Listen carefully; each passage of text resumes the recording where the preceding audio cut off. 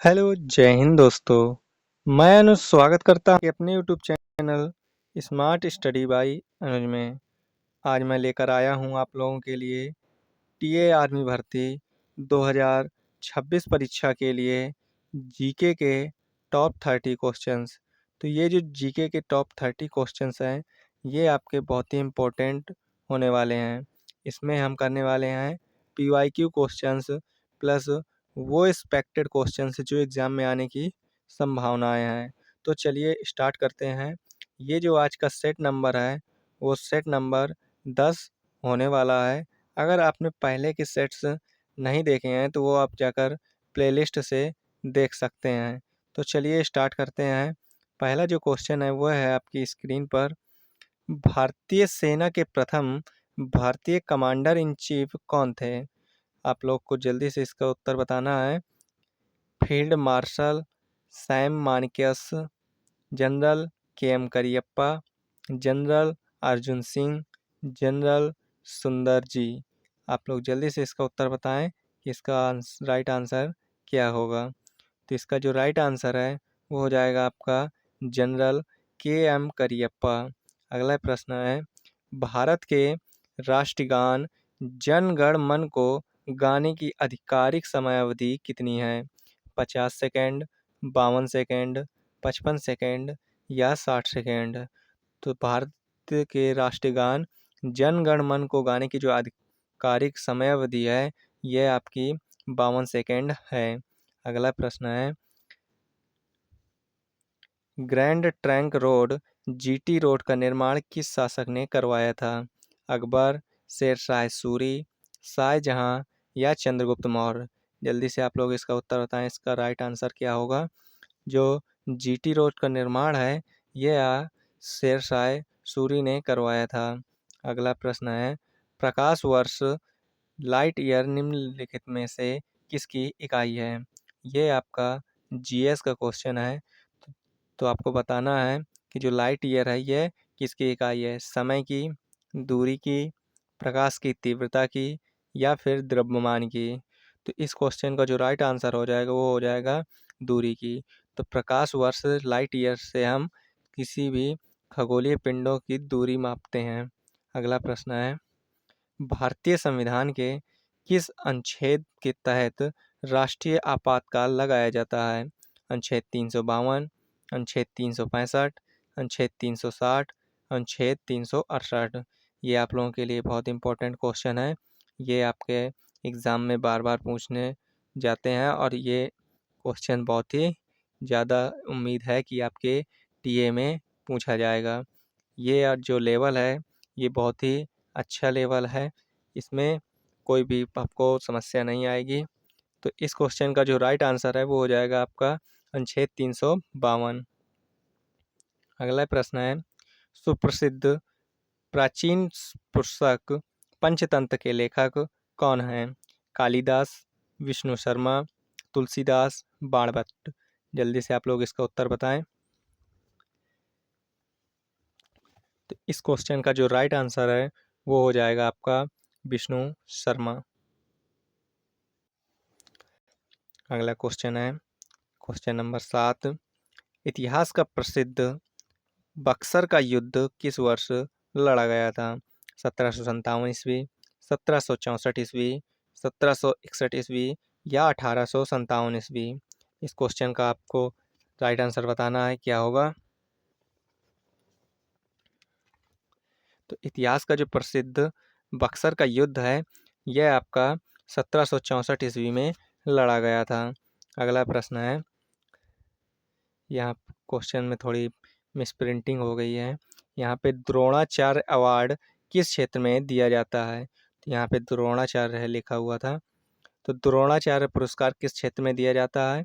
उत्कृष्ट खिलाड़ी को, सर्व से खेल के सर्वश्रेष्ठ कोच यानी प्रशिक्षक को, वीरता के लिए या फिर साहित्य के क्षेत्र में। तो जो द्रोणाचार्य पुरस्कार है, द्रोणाचार्य अवार्ड, यह खेल के सर्वश्रेष्ठ कोच या प्रशिक्षक को दिया जाता है। नेक्स्ट, हमारे सौरमंडल में किस ग्रह को लाल ग्रह कहा जाता है? तो लाल ग्रह को किस ग्रह को हम लाल ग्रह कहते हैं? आप लोग जल्दी से इसका उत्तर बताएं। बुध, शुक्र, मंगल, शनि। तो जो लाल ग्रह है यह हम मंगल ग्रह को कहते हैं। अगला प्रश्न है, साधारण नमक का रासायनिक नाम और सूत्र क्या है? तो जो साधारण नमक का रासायनिक नाम है वह सोडियम क्लोराइड हो जाएगा और जो इसका फॉर्मूला वो NaCl हो जाएगा। अगला प्रश्न है, महात्मा गांधी ने असहयोग आंदोलन किस घटना के बाद वापस ले लिया था? जल्दी से आप लोग इसका उत्तर बताएं। किस आंदोलन के बाद असहयोग आंदोलन किस घटना के बाद वापस लिया गया था?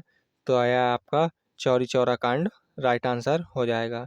चौरी चौरा कांड के बाद ही असहयोग आंदोलन को महात्मा गांधी ने वापस ले लिया था।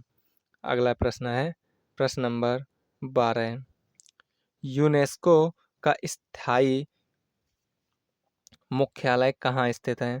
तो जो यूनेस्को का मुख्यालय है, स्थायी मुख्यालय, ये आपका पेरिस फ्रांस में स्थित है। अगला प्रश्न है, ध्वनि की चाल स्पीड ऑफ साउंड सबसे अधिक किस माध्यम में होती है? तो जो ध्वनि की चाल है ये सबसे अधिक किस माध्यम में होती है?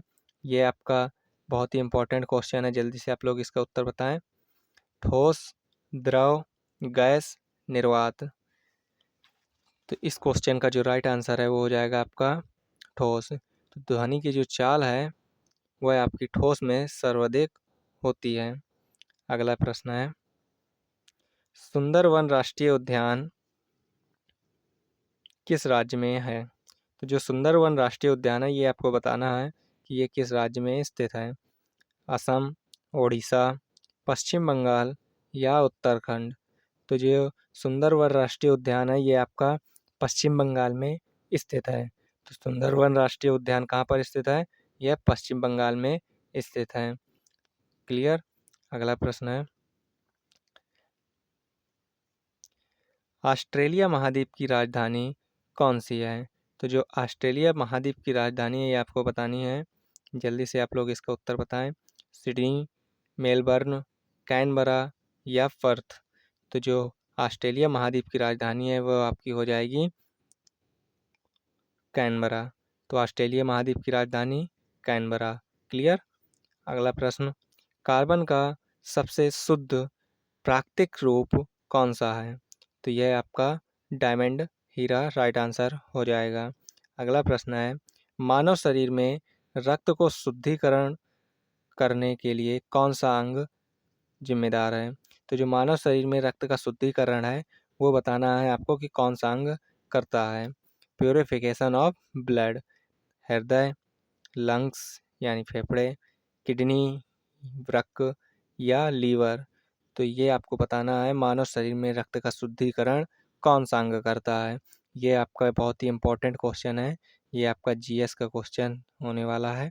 ये बहुत ही ज़्यादा उम्मीद है कि इसी टाइप के क्वेश्चंस एग्ज़ाम में आने की संभावनाएं हैं, क्योंकि पिछली बार भी जब एग्ज़ाम हुआ था तो इसी टाइप के क्वेश्चंस आए हुए थे।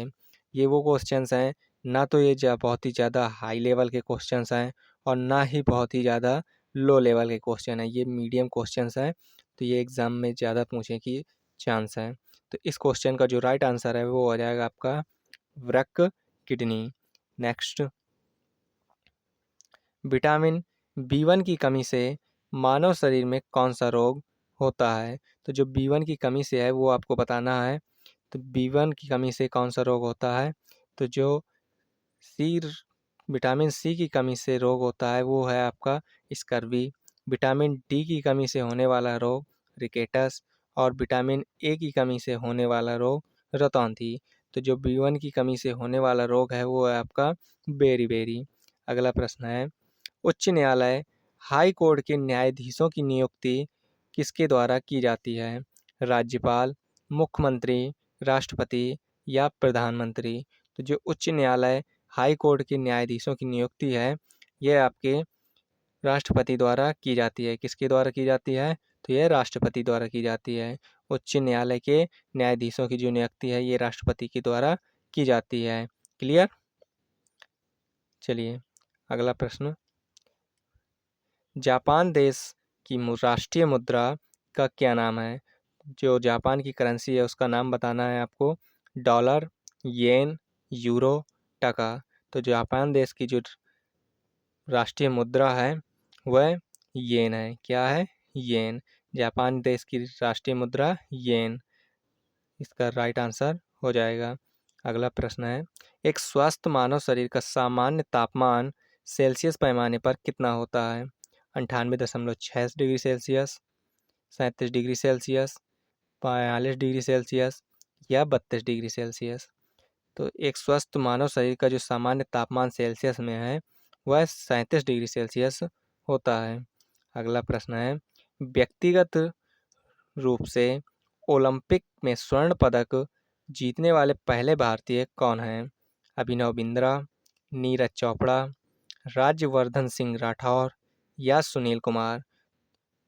तो जो व्यक्तिगत रूप से ओलंपिक में स्वर्ण पदक जीतने वाले पहले भारतीय हैं वह हैं अभिनव बिंद्रा। अगला प्रश्न है, दिल्ली में स्थित प्रसिद्ध राष्ट्रीय स्मारक इंडिया गेट की स्थापना किसकी याद में की गई थी? द्वितीय विश्व युद्ध के शहीदों की, प्रथम विश्व युद्ध के शहीद ब्रिटिश भारतीय सैनिकों की, या कारगिल युद्ध के वीरों की, या फिर 1857 के क्रांतिकारियों की। तो जो दिल्ली में स्थित प्रसिद्ध स्मारक इंडिया गेट की जो स्थापना है ये की गई थी प्रथम विश्व युद्ध के शहीद ब्रिटिश भारतीय सैनिकों की याद में। नेक्स्ट, भारत के किस राज्य में साक्षरता दर लिटरेसी रेट सबसे कम है? तो जो लिटरेसी रेट है ये भारत के किस राज्य में सबसे कम है? राजस्थान, झारखंड, बिहार, उत्तर प्रदेश। तो जो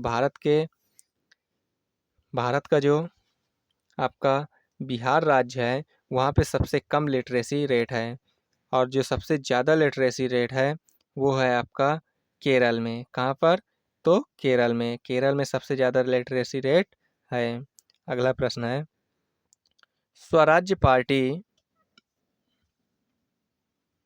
की स्थापना वर्ष 1923 में किसने की थी?